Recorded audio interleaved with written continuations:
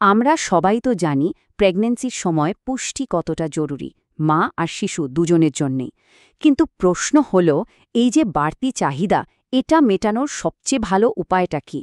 চলুন আজকের আলোচনায় আমরা ঠিক এই বিষয়টাই দেখব, আর ফোকাস করব অ্যারিস্টোমম নামের একটা নির্দিষ্ট ফর্মুলেশন আর তার পেছনের সায়েন্সটা সহজ করে বোঝার ওপর। একটা সুস্থ বাচ্চার জন্য পুষ্টির ভিত্তিটা কিভাবে তৈরি হয়, এটা কিন্তু খুব বেসিক একটা প্রশ্ন, তাই না?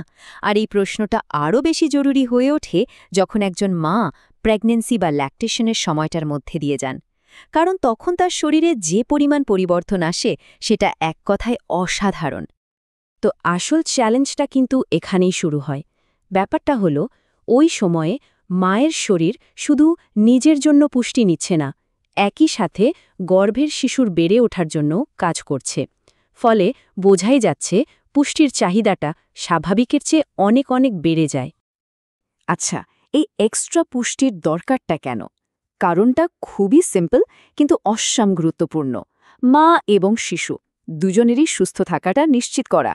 একবার ভাবুন, শিশুর অঙ্গ প্রত্যঙ্গ তৈরি হওয়া থেকে শুরু করে মায়ের নিজের এনার্জি লেভেল ঠিক রাখা পর্যন্ত সবকিছুই কিন্তু নির্ভর করে ঠিকঠাক পুষ্টির ওপর। আর এই যে বিশেষ চাহিদা, এটা মেটানোর জন্যই কিন্তু কিছু নির্দিষ্ট ফর্মুলেশন তৈরি করা হয়েছে। আজকের আলোচনায় আমরা ঠিক তেমনই একটা প্রিপারেশন, অ্যারিস্টোমমের প্রোফাইলটা একটু খতিয়ে দেখব। সোর্স ডকুমেন্ট অনুযায়ী এটা কিন্তু ঠিক এই উদ্দেশ্যেই বানানো। তাহলে এই অ্যারিস্টোমম জিনিসটা আসলে কি? সোর্স থেকে যা জানা যাচ্ছে, এটা হলো একটা মাল্টিভিটামিন আর মাল্টি মিনারেলের কম্বিনেশন, মানে একটা সাপ্লিমেন্ট। এর প্রধান কাজই হলো প্রেগন্যান্ট এবং ল্যাকটেটিং মায়েদের শরীরে পুষ্টির যে ঘাটতি হয় সেটা পূরণ করা, আর এর মাধ্যমে একটা সুস্থ বাচ্চার বেড়ে ওঠায় সাহায্য করা। আচ্ছা, এবার আসা যাক সবচেয়ে ইন্টারেস্টিং পার্টে। চলুন তো দেখি এই ফর্মুলাটা ঠিক কিভাবে কাজ করে। এর ভেতরে যে উপাদানগুলো আছে সেগুলো একটা শিশুর বিকাশে ঠিক কি কি ভূমিকা রাখে। সোর্স ডকুমেন্ট বলছে এই ফর্মুলেশনটার মধ্যে আছে ১৬টা জরুরি ভিটামিন আর মিনারেল। হ্যাঁ, ১৬টা। এটা কিন্তু বেশ কম্প্রিহেন্সিভ একটা মিক্সচার, যেটা কিনা প্রেগন্যান্সির সময়ের বিভিন্ন ধরনের পুষ্টির চাহিদা মাথায় রেখেই ডিজাইন করা হয়েছে।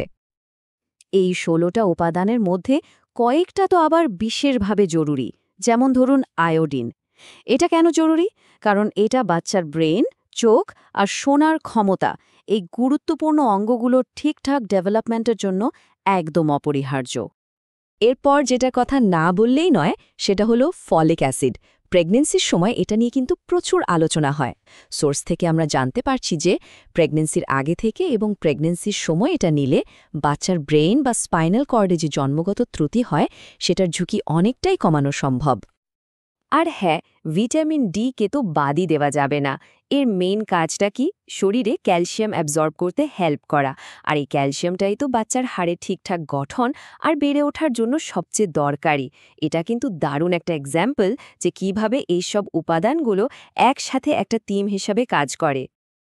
দেখুন, একটা ফর্মুলা কতটা কার্যকর সেটা যেমন জরুরি, ঠিক তেমনই জরুরি হলো সেটার সঠিক ব্যবহার।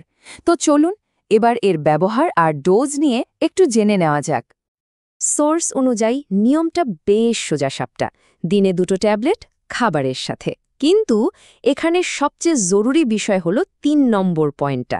যে কোনো কিছু করার আগে অবশ্যই একজন ডাক্তারের পরামর্শ নিতে হবে, এটা মাস্ট। আর সোর্সে যে ওয়ার্নিংটা দেওয়া আছে সেটা সবচেয়ে ইম্পর্ট্যান্ট। কোট করছি, রেজিস্টার্ড চিকিৎসকের পরামর্শ মোতাবেক ঔষধ সেবন করুন। মেসেজটা কিন্তু একদম ক্লিয়ার।